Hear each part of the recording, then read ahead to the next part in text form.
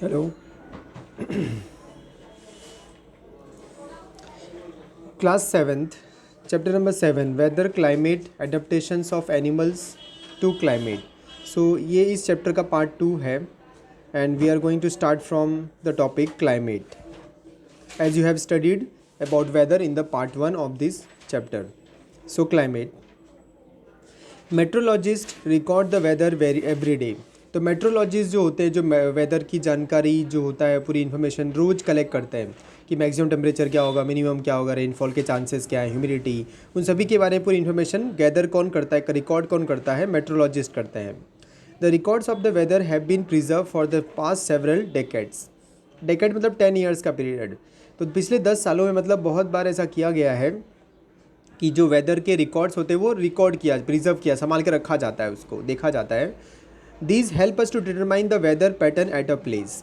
तो किसी भी प्लेस का जो वेदर पैटर्न है, जैसे वेदर तो रोज़ चेंज होता है, पढ़ा था वेदर के टॉपिक में कि डे टू डे चेंज होता है, टाइम टू टाइम चेंज होता रहता है, बहुत सडनली चेंज होता है, कॉम्प्लेक्स फिनोमिना है। तो किसी भी प्लेस का जो वेदर पैटर्न है वो देखा जाता है। जैसे पिछले 10 सालों में किसी भी प्लेस का वेदर कैसा रहा, कितना मैक्सिमम टेम्परेचर हुआ, कितना मिनिमम हुआ, रेनफॉल हाईएस्ट कितनी हुई, लोएस्ट कितनी हुई, उन सब से हम ये कैलकुलेट कर सकते हैं कि उस जगह का वेदर कैसा है। जैसे कुछ जगह ना कोल्ड होती है, जैसे जम्मू कश्मीर, जैसे इंडिया में जो जम्मू एंड कश्मीर है वो एक कोल्ड प्लेस है, वहाँ में ज़्यादा गर्मी, कभी पूरे साल में ज़्यादा गर्मी नहीं पड़ती है। लेकिन जैसे हम साउथ इंडिया लेते हैं, केरला, तमिलनाडु, वहाँ पे पूरे साल भर ज़्यादा गर्मी ही पड़ती है, ठंडी इतना एक्सपीरियंस नहीं होता है। तो साउथ इंडिया में क्लाइमेट कैसा होगा, हॉट होगा। वेदर चेंज हो सकता है बट क्लाइमेट कभी चेंज किसी प्लेस का नहीं होता है। अगर कोई प्लेस का क्लाइमेट हॉट है मतलब वहाँ पे पूरे साल लगभग गर्मी ही पड़ने वाली है, ठंडी इतना नहीं पड़ती है। और जम्मू कश्मीर में जैसे कोल्ड क्लाइमेट होता है तो वो ठंडा मौसम ही रहेगा, मैक्सिमम टेम्परेचर भी 20 के ऊपर नहीं जाएगा जैसे, ठीक है। The average weather pattern taken over a long time से 25 years is called the climate of the place. जैसे 25 सालों तक वेदर पैटर्न कैसा रहा उसके हिसाब से डिसाइड होता है, उसको क्लाइमेट कहा जाता है।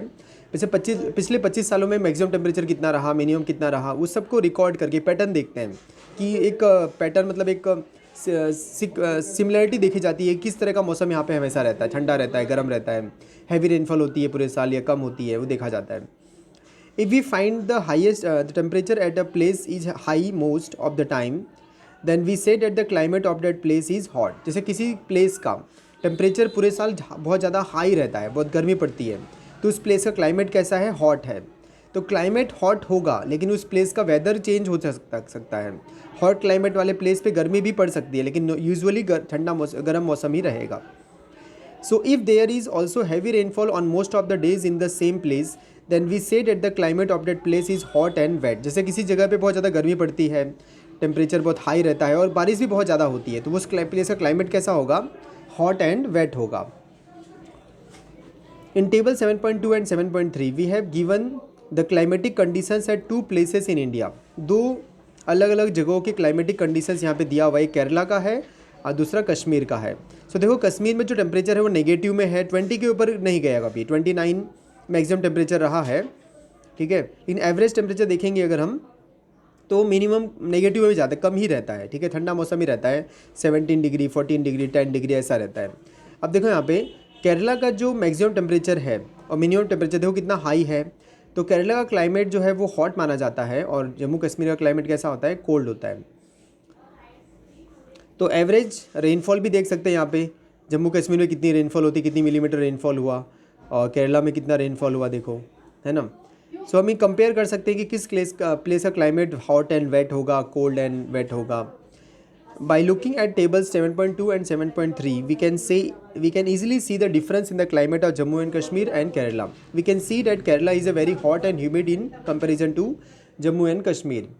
तो जम्मू एंड कश्मीर के कंपैरिजन में केरला का जो क्लाइमेट है वो हॉट और वेट है।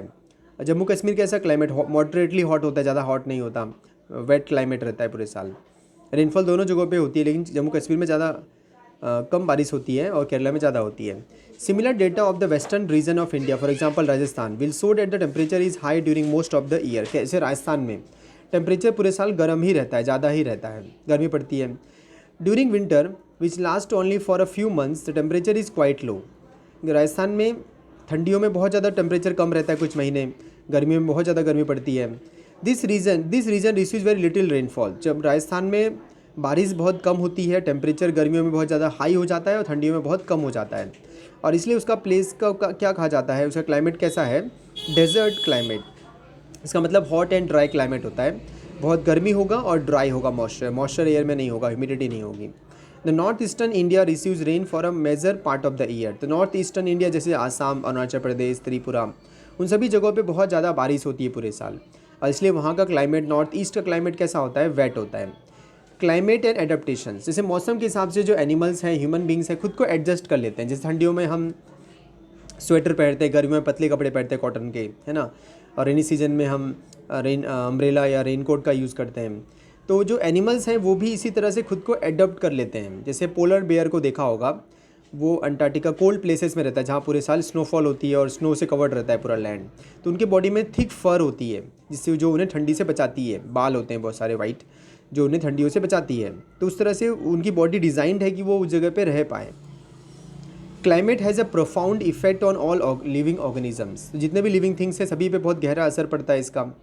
Animals had adapted to survive in the conditions in which they live. Adapted मतलब adjusted.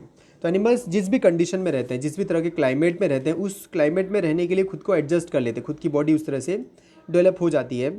Animals living in very cold and hot climate must possess special features to protect themself against the extreme cold और heat. तो जो animals एकदम ज़्यादा गर्म जो जगह होती है, ठंडी जगह होती है, वहाँ पे रहते हैं, उनके पास ऐसे कुछ तो फीचर होगा, कुछ में बॉडी में कुछ ऐसा होगा जिससे वो खुद को मतलब बहुत ज़्यादा ठंडी, एक्सट्रीम कोल्ड और हीट से प्रोटेक्ट कर पाएंगे।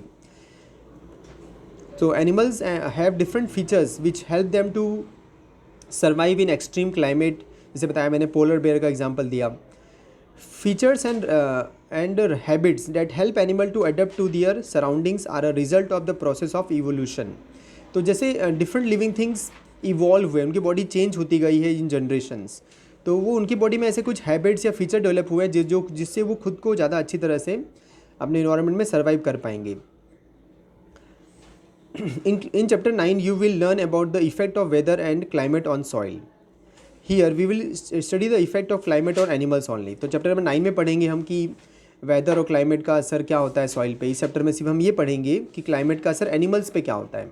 जैसे डेजर्ट एरियाज़ में जहाँ बहुत ज़्यादा गर्मी पड़ती है, वहाँ पे जो एनिमल्स रहते हैं उनकी वो डीप होल में जाके रहते हैं। वहाँ के ट्रीज़ को देखा होगा, उनके रूट्स बहुत डीप होते हैं ताकि वो सॉइल में से वाटर ले सकें। जो एनिमल्स होते हैं वो हीट को बेयर कर सकें, ऐसी बॉडी होती है उनकी। In class 6th, you have read about adaptations of animals to certain habitats. तो हैबिटेट मतलब जिस प्लेस पे वो रहते हैं, उनका नेचुरल सराउंडिंग जो होता है, जिस प्लेस पे वो बने हुए रहने के लिए। जैसे फिशेस का हैबिटेट क्या होता है, वाटर होता है, पानी में ही रह सकते हैं। An example of adaptation of animals to climatic conditions, we discuss only animals living in polar regions and tropical rain forest. इस चैप्टर में पढ़ेंगे हम कि पोलर एरियाज़ में, नॉर्थ पोल, साउथ पोल में जो लिविंग थिंग्स रहते हैं, एनिमल्स रहते हैं, वो किस तरह सर्वाइव करते हैं, और ट्रॉपिकल रेन फॉरेस्ट में जहाँ बहुत हैवी रेनफॉल होती है, वहाँ पे लिविंग थिंग्स किस तरह से सर्वाइव कर पाते हैं। As the name suggest, the polar regions are situated near the poles. Polar region poles के पास होता है, जैसे नॉर्थ पोल या साउथ पोल के पास होगा। और कुछ रीजन के यहाँ पे नाम दिए हुए हैं पोलर रीजन्स के, जैसे Canada, Greenland, Iceland, Norway, Sweden, Finland, Alaska in USA and Siberia in region of Russia. तो कुछ ऐसे रीजन्स के नाम यहाँ पे दिए गए जो बहुत ठंडे होते हैं, बहुत पोलर रीजन पोल्स के बहुत क्लोज होते हैं। Examples of some countries where the tropical rain forest are found. Tropical rain forest कहाँ पाया जाता है, ऐसे कौन सी कंट्री में पाया जाता है? India, Malaysia, Indonesia, Brazil, Republic of Congo, Kenya, Uganda and Nigeria. The polar region का, तो पोलर रीजन में बहुत एक्सट्रीम क्लाइमेट होता है, बहुत हैवी एक्सट्रीम कोल्ड पड़ती है, बहुत ज़्यादा ठंडा मौसम रहता है, क्योंकि नॉर्थ पोल के सनलाइट इतनी फॉल नहीं होती वहाँ पे। तो ये पूरे साल, ये रीजन जो है पूरे साल स्नो से कवर्ड रहता है और पूरे साल ठंडी पड़ती है। 6 महीने यहाँ पे सन सेट नहीं होता और बाकी के 6 महीने सन राइज नहीं होता। मतलब 6 महीने दिन होते हैं, 6 महीने रात होती है। विंटर्स में टेम्परेचर -37 डिग्री सेल्सियस तक चला जाता है, बहुत लेस टेम्परेचर है ये। Animals living there have adapted to these severe conditions. तो इतने एक्सट्रीम क्लाइमेट में, एक्सट्रीम कोल्ड में जो लिविंग थिंग्स रहते हैं, वो खुद को उन्होंने एडजस्ट कर लिया है। उनकी बॉडी डिज़ाइन ऐसी है कि वो यहाँ पे सर्वाइव कर पाते हैं, जैसे कि पोलर बेयर्स एंड पेंगुइन्स। तो पोलर बेयर जो होता है उसकी बॉडी में वाइट फर होता है, थिक हेयर जैसा होता है, जो स्नो जैसे ग्राउंड पूरा उनका वाइट होता है, स्नोई वाइट होता है, तो उनकी बॉडी दिखती भी नहीं है उनको किसी को दूसरे को, क्योंकि जो स्नो का कलर होता है इनकी स्किन का फर का कलर भी वही होता है। It protects them from their predators. तो पोलर बेयर को जो खाते होंगे दूसरे एनिमल, इनका शिकार करते हैं, उनसे बच सकते हैं। स्नो में कहीं छुप जाएंगे तो दिखेंगे नहीं दूसरे को, उसे खाएगा भी नहीं कोई, फिर इन्हें बच जाएंगे ये। तो एक तरह एक तो ये हेल्प हो गई। It also help them in catching their prey. तो जैसे ये जो पोलर बेयर है वो फिशेस वो सबको खाते हैं, तो ये जो पोलर बेयर है उसकी बॉडी का स्किन स्नोई वाइट होता है, स्नो जैसा वाइट होता है स्किन कलर इनका फर, तो अपने शिकार को भी आसानी से पकड़ सकते हैं, ये उनको दिखेगा नहीं। To protect them from extreme cold they have two thick layers of fur. तो इनकी बॉडी में ठंडी से बचाने के लिए 2 लेयर होती है फ़र की। एक ऊपर they also have a layer of fur under their skin. एक स्किन के ऊपर एक लेयर होती है फ़र की, स्किन के नीचे भी एक लेयर होती है फर थिक हेयर का। In fact they are so well insulated that they have to move slowly and rest often to avoid getting overheated. तो इनकी बॉडी इतनी अच्छी तरह से इंसुलेटेड होती है, मतलब ठंडी से बचने के लिए बनी हुई रहती है, कि इनको थोड़ा स्लोली मूव करना पड़ता है और रेस्ट भी करना पड़ता है कि इनकी बॉडी ज़्यादा गर्म ना हो जाए। पूरा ठंडा मौसम होता है फिर भी इनकी बॉडी ओवर हीट हो सकती है कि इतना ज़्यादा फर होता है इनकी बॉडी में। Physical activities on warm days necessitate cooling. ऐसे गर्मियों के दिनों में गर्मी जब बहुत ज़्यादा पड़ती है तो ज़रूरत पड़ती है एनिमल्स को बॉडी को कूल करने के लिए। तो जब गर्मी के दिन आते हैं वहाँ पे पोलर रीजन्स में, तो पोलर बेयर जो है स्विमिंग करने जाते हैं बॉडी को ठंडा करने के लिए। और ये पोलर बेयर अच्छे स्विमर होते हैं, अच्छी तरह स्विम कर सकते हैं। उनके पास उनके जो पंजे होते हैं वाइड और बड़े होते हैं, जिससे वो स्विमिंग भी कर सकते हैं आसानी से। तो वो लोग स्विमिंग भी कर सकते हैं और स्नो पे चल भी सकते हैं, क्योंकि उनके जो पाँव हैं पंजे वो बड़े और वाइड और लार्ज होते हैं। While swimming under water it can close it's nostrils and remain under water for long durations. तो ये जो पोलर बेयर होते हैं पानी में रह सकते हैं बहुत देर तक, और पानी में रहकर अपने नोज़ को बंद करके बहुत देर तक उस टाइम पानी में रह सकते हैं। It has a strong sense of smell so that it can catch its prey for food. इनकी जो स्मेल की कैपेसिटी है, सेंस है, बहुत ज़्यादा स्ट्रॉन्ग होती है, तो अपने शिकार को ही सूंघ के पकड़ लेते हैं खाने के लिए। तो इस फिगर में समझेंगे इसमें हम, ठीक है। तो पोलर बेयर का देखो यहाँ पे फ़ोटो गिवन है और इसके सारे फीचर्स यहाँ पे गिवन है, कौन कौन सी ऐसे एडेप्टेशंस है जिसकी वजह से पोलर बेयर सर्वाइव कर पाता है। और दूसरा एक लिविंग थिंग है पोलर रीजन्स में रहने वाला, वो है पेंगुइन। और पेंगुइन जो होता है भी वाइट होता है, अपने बैकग्राउंड में मर्ज हो जाएगा, मतलब इसके बैकग्राउंड भी स्नो वाइट होती है और इसकी बॉडी भी वाइट है, तो पता नहीं चलेगा कहाँ कैमोफ्लेज कर लेता है खुद को। इसकी स्किन बहुत थिन होती है और बहुत सारा फैट होता है इनकी बॉडी में ठंडी से बचाने के लिए। तो पिक्चर्स में देख सकते हो जैसे ये पेंगुइन्स एक दूसरे को हडल करते हैं, जैसे एक दूसरे को पकड़ के खड़े रहते हैं खुद को वार्म करने के लिए।